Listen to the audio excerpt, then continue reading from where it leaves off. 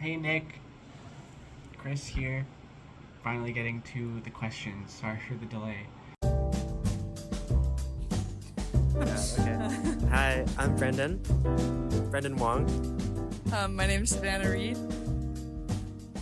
I am I guess I play indie music. I'm an indie musician. I also do jazz.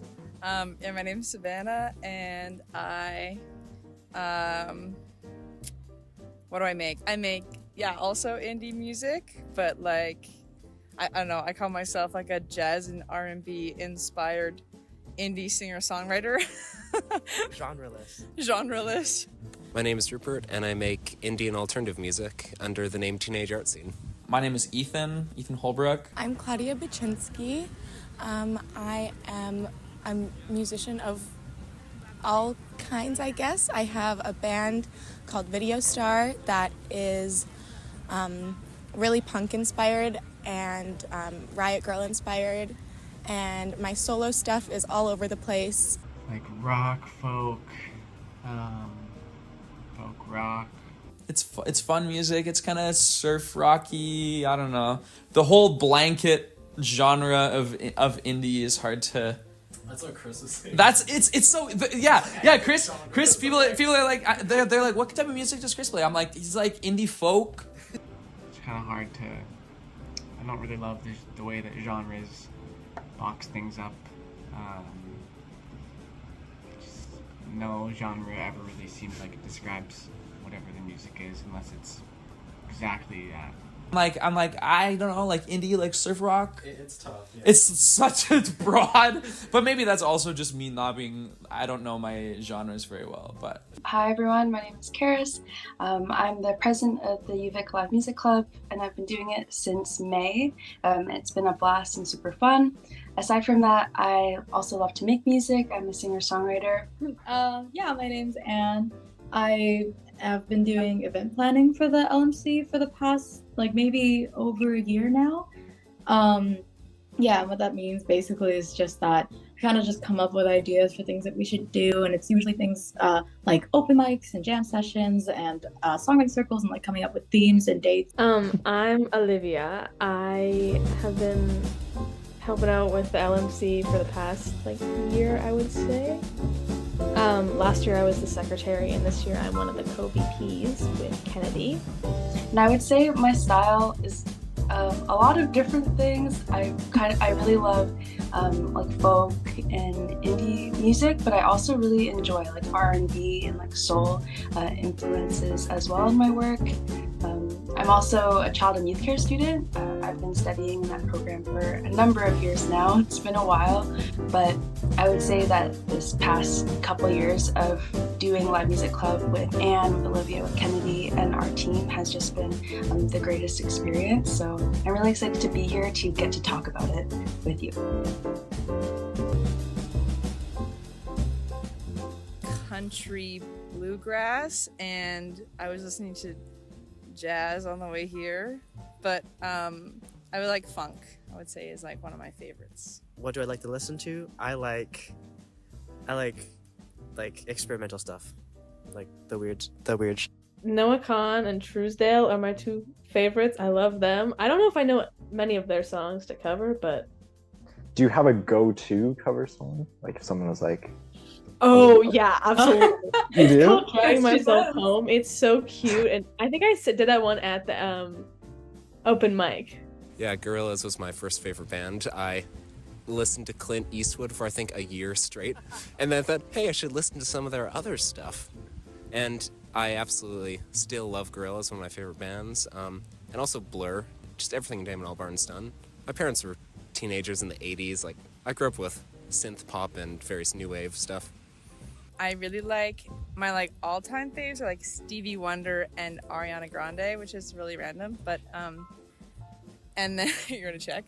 I've been really into Sierra Farrell. She makes country music. Yeah, I like lots of different types of music. I like music that feels relatable, feels like there's some passion behind it, where the artist feels not too far away from myself or someone that I know. I've been really loving Anna Tivel, Portland singer songwriter. I caught her Tiny Desk, I think a month or two ago, and it's just amazing. So check that out. And I've also been listening to the new House of Waters album. It's a jazz trio, but it's drums, hammered dulcimer, and six string bass. So it's fun. I really love electronic pop and folk and rock and all of the above.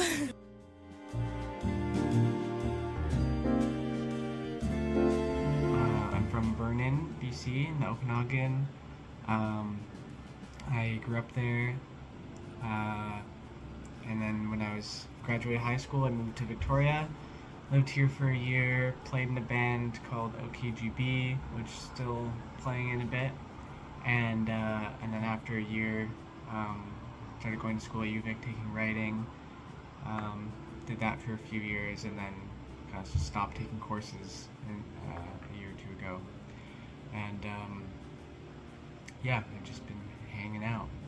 I was born in Thunder Bay, Ontario, and I decided to go to UVic mainly to just move and to experience something new, and also to just be somewhere where there's a bigger art scene and I don't know, be around more like-minded people. I feel like, yeah, and since being here, that's definitely the case. Everyone is an artist, and it's great. So I was actually born here in Victoria, and both my parents went to UVic, so that was sort of felt like the natural thing to do. And also it has a great anthropology program. I'm in anthropology, so it just felt like a comfortable, natural thing to do. I'm from Vancouver, BC originally, and yeah, I was born and raised there, and then I started university at Capilano University in North Vancouver, and then I was there, and then I was kind of like, why am I not in music? And I would have done like the CapU Jazz program because they have a pretty developed music program there, but I think I just wanted to get away from home a little bit, and so I chose the UVic School of Music, and then it took me a couple years to get in, but then I made it in, and I'm here now, and it felt like a good home away from home. I have a bit of family here, and it's really easy for me to go home and visit my family, but it still feels like I have independence, so it felt like a good balance of those. Trying to make enough money to live and playing a little bit of music. I kind of decided on Victoria just because my brothers went here after school, and it seemed like I knew a lot of people who were going here, and it seemed like a cool place to be without bigger city than Vernon, but not as big as Vancouver, so. Yeah, so I wasn't totally sure what I wanted to go into. I'm really not a classically trained musician at all, so I felt that a music degree would not totally be for me. I decided to major in creative writing because writing is my favorite part of music, and I really just want to be the best songwriter I can be. Don't have much experience in writing fiction or anything, and my degree definitely includes that. So it's really new and scary, but yeah, I'm really looking forward to the poetry unit. I'm from here. I'm from Victoria, and it's kind of the opposite situation in which I was like, how could I do schooling the cheapest way possible? So I'm very lucky I get to live at my parents' house. And I just finished my bachelor's in composition here at music, and my instrument was actually the trumpet. So I was doing trumpet stuff, I was doing composition stuff. Yeah.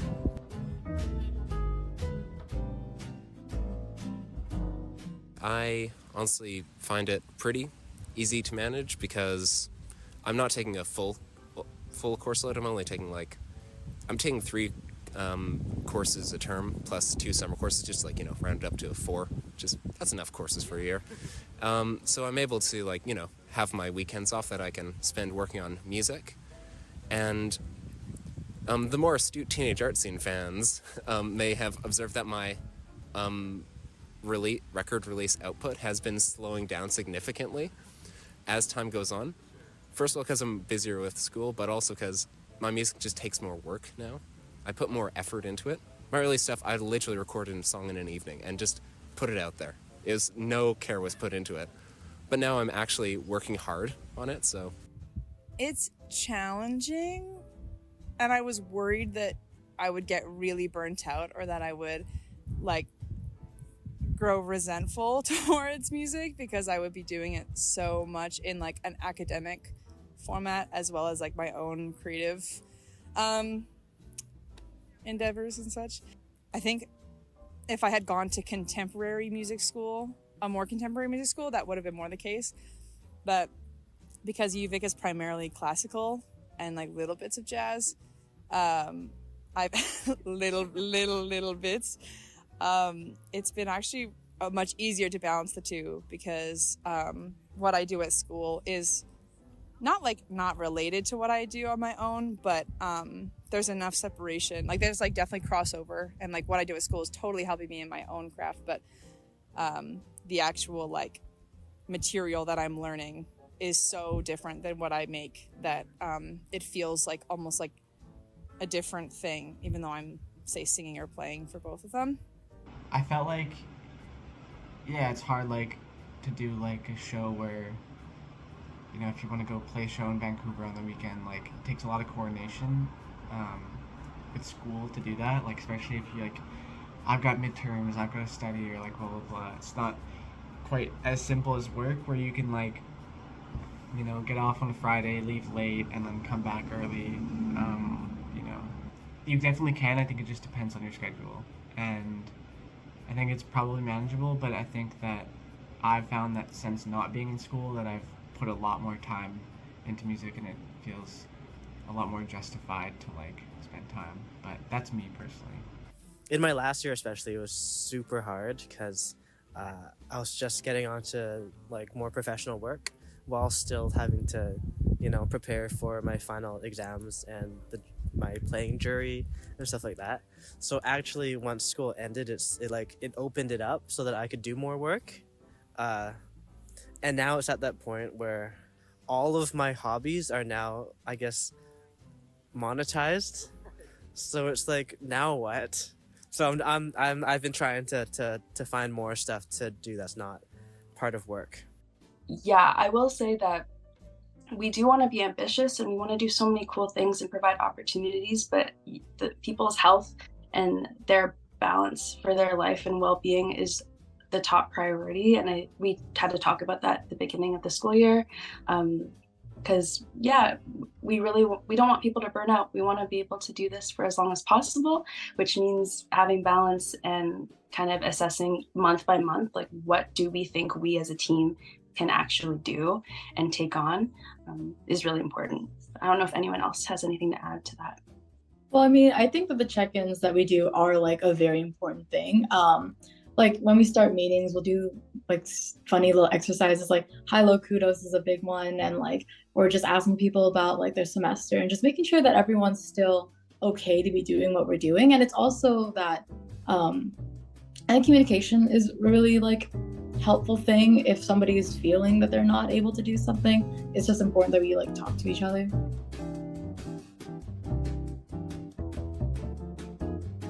The scene itself is great. I wouldn't say super collaborative, but like everyone's open.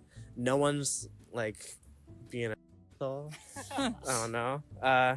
It's just super like welcoming. I'd put it. I find the Victoria and more specifically UVic music scene to be really have a lot of camaraderie. It's because it's a pretty small town on an island and there's not many people.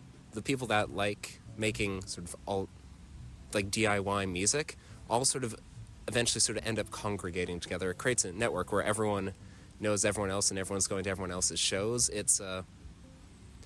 you don't know about it unless you're sort of introduced to it and welcomed into the community, but once you're there, it's really amazing. Yeah, so I've met a handful of people, but I haven't been to any events yet. Sure. But I really want to go to everything and like really get involved in the music scene here. But I don't know, I'm shy. I actually have a story about like one of the songwriting circles. I have a song on Spotify. It's called My Bad. But I brought that song to a songwriting circle like last October, and I wasn't sure about the bridge. I remember being like, oh, so here's what the bridge sounds like so far. I feel like it sounds empty, but I don't want the song to be too loaded with words. So I played like the emptier sounding bridge, and then I can't remember who it was now, but somebody in the songwriting circle was like, I kind of like wouldn't mind this, like the bridge being more wordy. So the bridge being what it is on Spotify now is because of an LMC songwriting circle, which is like, I don't know, it's cool, like collaborative, and like someone who I can don't even remember now is just part of creating something, which is like awesome and cool. Way back in the year of 2021, absolutely ages ago actually, the music director from CFUV, Troy, literally emailed me saying, hey, I really like your new albums. My new album at the time was Spill. And essentially said, can you send this to CFUV so we can play it? So I did that, and that ended up charting on CFUV for, I think, a week or two. But he thought highly enough of it to send it out to all the other campus radio stations. So it actually ended up charting on a couple campus stations across the country. I would say it feels like pretty non-competitive, and I don't want to speak for other people either, but I feel like there's lots of different people doing it. Like everybody's playing, and it's exciting, and I feel like I don't feel like I'm competing with them or that, or I don't feel like excluded or like, oh, sometimes, I don't know, like it feels like everybody's getting their kind of like, they're getting their shows, and it doesn't feel like anyone is necessarily like dominating over anybody else. To me, it seems like it's a good size between like not having enough bands to play with, like put shows together with, or not having enough venues, but not there being so much that it's hard to break into. I think it's very like attainable. Like Peanut Butter Telephone, for example, they just kind of like started last year and like have done a lot and met a lot of other bands and collaborated in a lot of ways. So I think it's there for you if you want to do it, and you just have to get out there and do it. It's kind of all there is to it. Didn't mean to rhyme, but we often would talk between bands, like because I was playing with Chris at the time in his band, and so yeah, it was nice because there was a bit like that community kind of started to grow, and there was communication where people were like, hey, do you want to open for this, or hey, do you want to open for that, or like, hey, I can't play at this show, but you should, like, are you interested in going and playing at it? So I think that has been something that's like, it's nice to see that like cooperative nature of shows again, because like kind of like I said earlier, the nice thing at the university level of playing music is that people are often just excited to go see their friends do something that they're passionate about, and to enjoy that with them. And so it's nice for bands to go see other bands and see what they're up to and see kind of what they're playing, and also to support them in that, and to be able to play. Maybe about the UVic music scene, like I think that it's very inclusive and very supportive. I think people like really listen to one another's music and like pay attention to what people are doing. So I think it's really good. Very positive environment.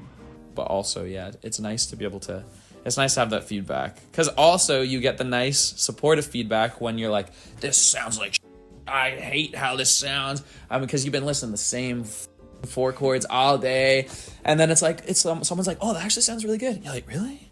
Like I actually thought this was shit at this point. And like I have like a song that I'm trying to revisit and revamp that I just hit a point where I was like, I don't like this song anymore. I don't even want to do this one. And Chris like, no, that one's a good one. Like, I really like that one. I really think we can find something. It's like, okay.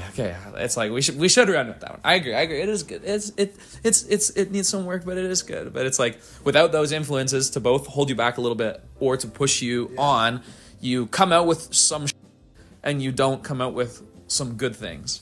So it's nice to have like both, I found. But that's why, like, kind of looping back to like UVic sphere of music, it's like university I find is a really nice like sphere of musicians, in that there are a lot of musicians who are trying to play, and there are a lot of musicians who are just kind of like excited for people to play with, and they're like, yo, let's jam, like let's like see what you're working on, let's do this, and there are clubs for it, and there are just like people doing things, and yeah, you like go to people's shows, and it's like super sweet. But it was a really cool process because I used to just do everything by myself on GarageBand in my room, and I did what I had to do to like make music, but to have like that part of like making a song like expanded, and knowing that there's so much more that you can do if you find the right people that you can collaborate with, was a really cool experience. And I know that it's also cool, and can also relate to this, of like when people have listened to the song and you catch them singing along, or like know melodies and lyrics. And I know recently Brendan and Olivia performed at a wedding in Vancouver, and I think they performed the song like at a wedding, so it's even cool like to know like other people are performing your music. Yeah, super cool.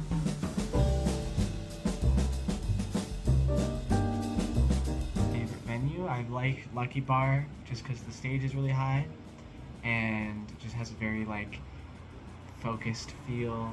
No, just feels very put together well. The sound is good, and the stage looks good. Lights are good. Yeah, cool venue. I think the VEC is a good venue as well. Like, they're really fair people. It's a non-profit, and they do a good job. It sounds good and stuff like that. It's a proper stage. I really like the event center, the Victoria Event Center.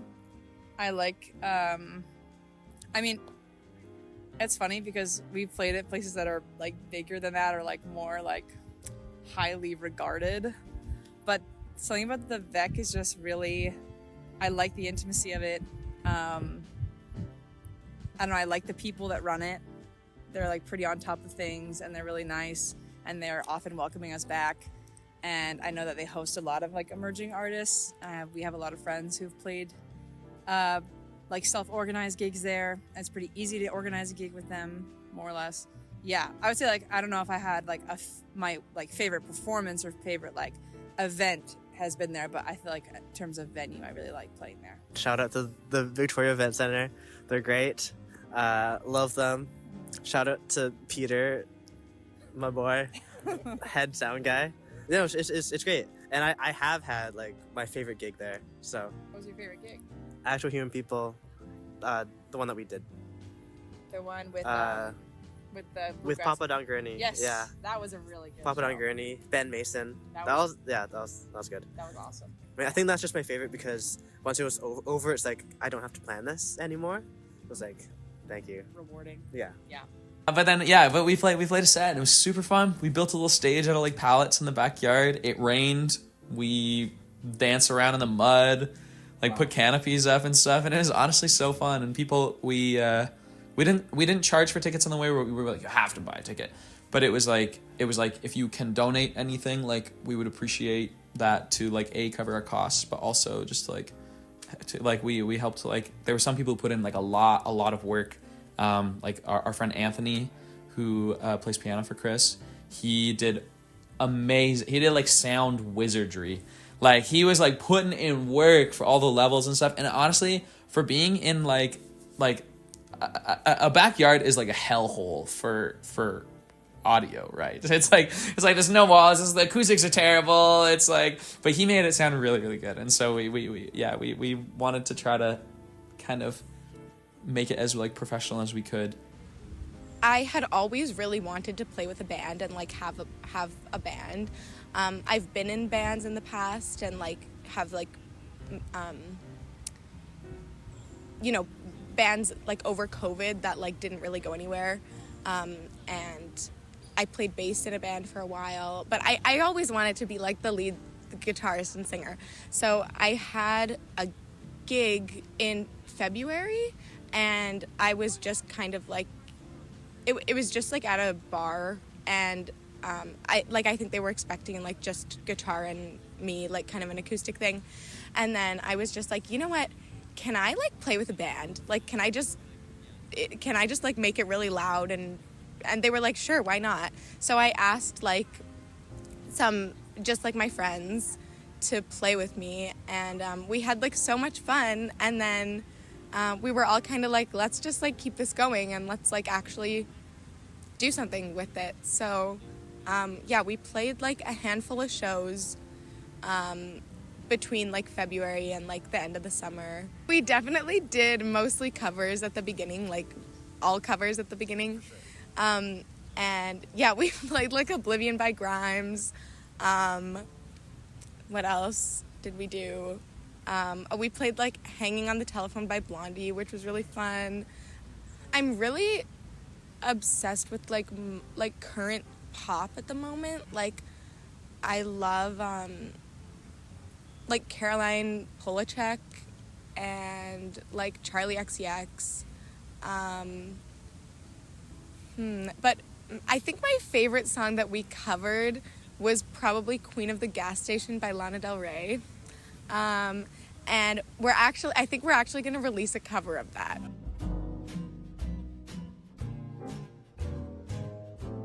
Well, I started making music under the name Teenage Art Scene when I was 15. That early stuff was very rough, and I value it now in retrospect because it was through those early, if somewhat misguided, and experiments and efforts that I was able to get to a more professional sounding place that I am now. So I've released 7 full-length albums and multiple EPs and various singles, and I've covered many genres from folk on Low Gain High Fuzz, alt rock verging on almost like classic rock on Spill, and even some psych electronica on my latest album, Pipes on the Inside. The song, well, first of all, the inspiration behind it, there's this like Scottish like fairy tale about these like 2 children who are like held captive basically, but they're able to live their lives at different times of the day, so that they never meet basically. So the original story is about the day boy, so he's allowed to go live his life out in the day, and then the night girl, who can only go out at night. But one night, the boy ventures out into the evening in the forest, and that's when they meet and finally figure out like what's been happening and why their lives are set up that way. So in my song, I just reversed it, but I just thought it was like a really like, it's obviously a sad premise, but it's also like incredibly romantic. The idea that one of them chooses, or they both choose to meet in the middle in terms of like living out their lives during the opposite time of the day. I just thought was really beautiful, and I think it's like a good analogy for like relationships, romantic relationships, where you have to make compromises and choices together, even if it's hard. So that's the inspiration behind it. In terms of production, I worked with the wonderful Brendan Wong of Actual Human People. He's incredible, and everyone who ever has the chance to work with him should work with him. He's so cool.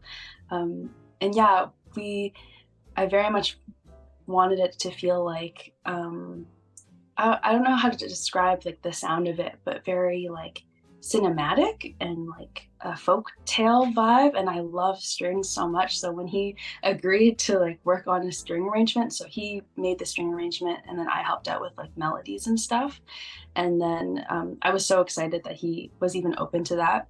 And then he found UVic music students for people to perform in like a quartet, and they recorded it on campus. trying to remember their names off the top of my head, but I believe it's Julian, Aline, Ellen, and Joyce were the players. And it was really cool to watch Brendan like conduct them, and he like fully created the string arrangement and just recorded it and made it a part of the song. And I think when, I'm sure Anne can relate to this, but when you're in your own room playing guitar and writing a song, it's really hard to conceptualize so much more going into the song, like strings or drums or whatever, because you're just by yourself on your little guitar. So the fact that that was able to happen was really, really cool. And then I'm working on an album. Oh, I don't know if I'm allowed to say this. No, you'll find out. Yeah. I have a single coming out, my baby's first single. It's called Time. It'll be coming out on the 27th under the name Figrin Sam. Yeah, I think it's like surf rocky. It has some easy listening influences. Is it Andy Shelf like? No, mine isn't. I wouldn't say. I really like Andy Shelf, Yeah, but I know we talked about him. yeah, I really love his music. But It's faster paced. Yeah. There will be a Spotify. Okay. It's all this is the we're in like the opening crawl. It'll come out in like November. Okay, it'll be out by then. Yeah. Okay. The song is out. Woo! Listen now, it's already up. Brendan is actually helping me with recording and producing my next EP, hopefully to come out in October 2025. No, 2024. Whoa, not 2025. 2024. Next October, 1 year from now.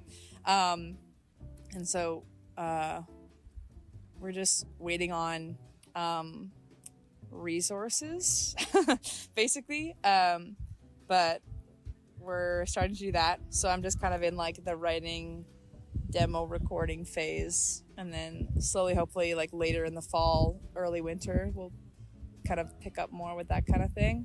But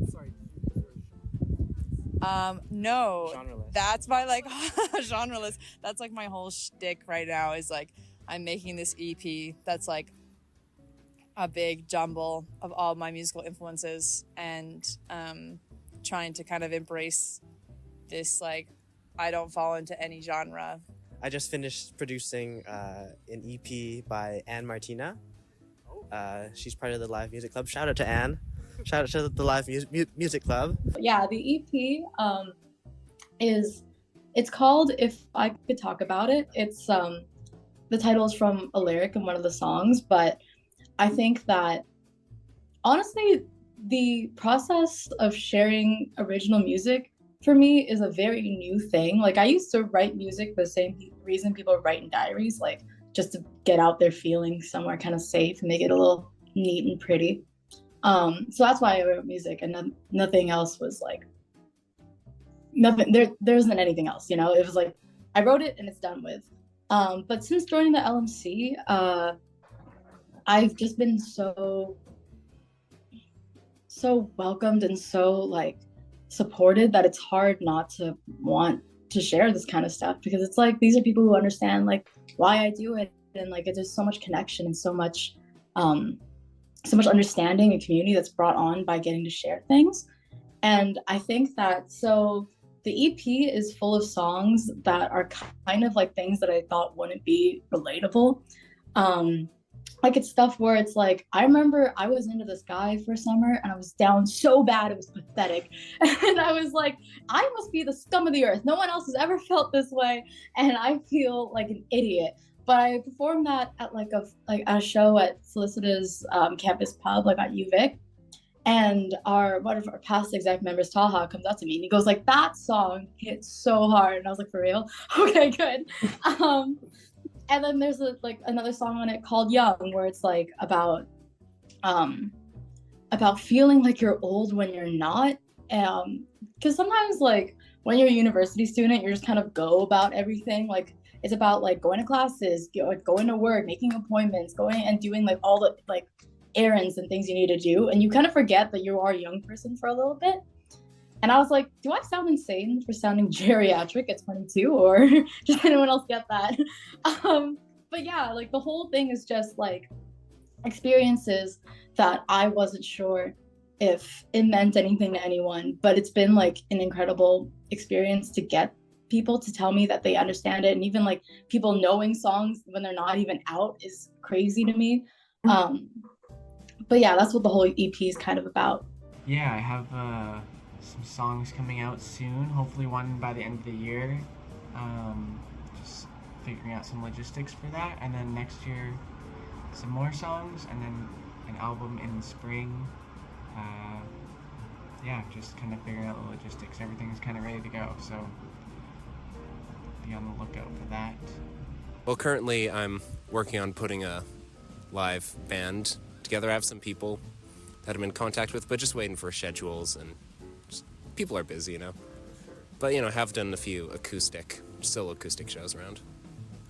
Well, I've kind of had like my solo album that's like been in the works for probably the past 2 years.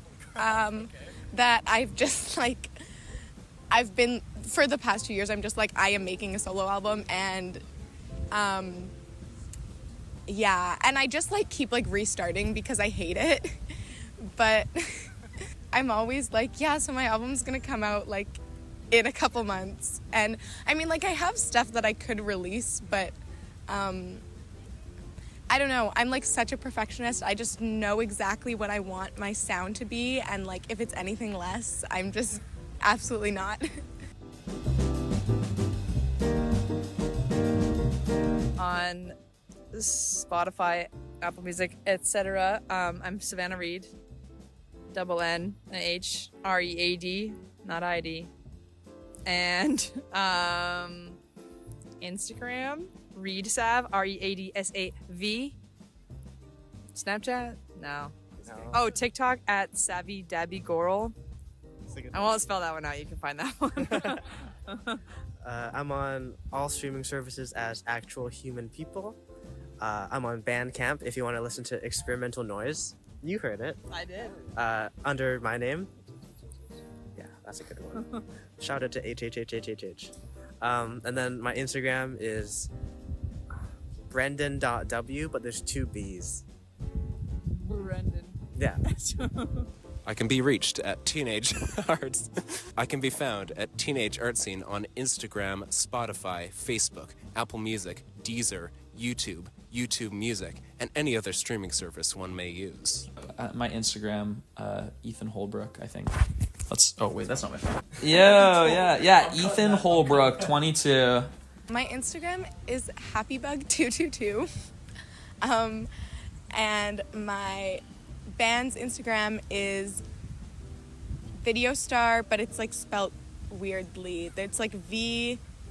I think the E in video is a 3, and then it's star, and then underscore. Yes, they're like 95% sure will be something out before Christmas. So yeah. I'll start with LMC stuff. So LMC, everything happens through our Instagram in terms of posting about events and sharing on our stories. We love Instagram because that's where we get to communicate with all of our members, as well as share different events, people's gigs, things that they want to plug is really great for that. And then something that's been really thriving for the past little while is our TikTok account, run by Amber Heard, and then Kennedy is also a part of that as well. Amber's just awesome in terms of like, she makes her own content, really great content for herself, and going to concerts and music and stuff. But she just makes the most like on-trend, funny, cute little TikToks to promote our events. One of my favorite ones was when the Barbie movie came out, and she did one at our Garden Music Fest where we were all saying like, "Hi Barbie, hi Ken," and it's just really cute and a great way to capture the events in a different way.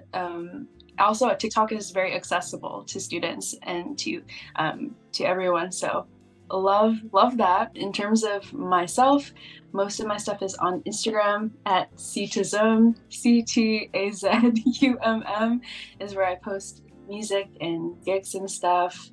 as well. So that's where you can find me. Most of the things, anything that I have to say in terms of like what's going on with me musically is on Instagram. It's at Miss and Martina, so it's MS.ANNEMARTINA, Miss and Martina. I do have my little Spotify and Apple Music. It's just under Ann Martina. I have exactly one song out, but there will be more. I don't know music. Photography account, like Yeah. public? I can't remember. It Plug is it. public, yeah. I think it's olivia.nsphoto, if I'm correct. Something like that.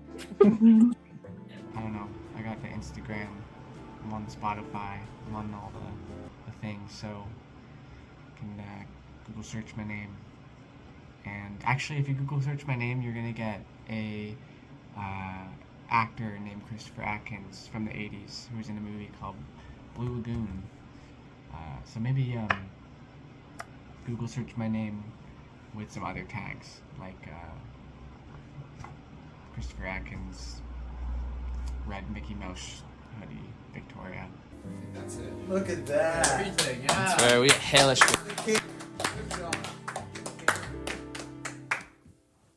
Read his article.